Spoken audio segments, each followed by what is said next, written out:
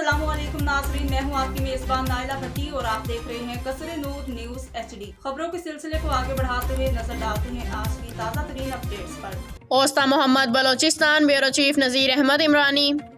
हिंदू पंचायत और हिंदू कम्युनिटी की जानिब से आज 3 बजे अफवाज पाकिस्तान के हक में हिंदू पंचायत हवाले से निकाली गई, जो कि शहर के मुख्तलिफ रास्तों अफगान गली, स्टेन रोड, घंटाघर चौक से होते हुए UBL चौक पर पहुंची, जहां पर रैली जलसा की शक्ल इख्तियार कर गई। वहां मौजूद अवाम की कसीर तादाद ने पाकिस्तान और अफवाज पाकिस्तान के हक में नारेबाजी की। रैली से मक्खी नानक सिंह, सेठ मदन दास, संदीप कुमार, मोहम्मद पना चांडियो, मुमताज़ कोलाची, अब्दुल खालिक बंगलाजी, सीनियर नायब सदर PPY नज़ीर अहमद इमरानी, शौकत अली गोला और दूसरे शरका ने खिताब किया और कहा कि हमारा जीना मरना सिर्फ और सिर्फ पाकिस्तान के लिए है और हम हमेशा अफवाज पाकिस्तान के साथ हैं।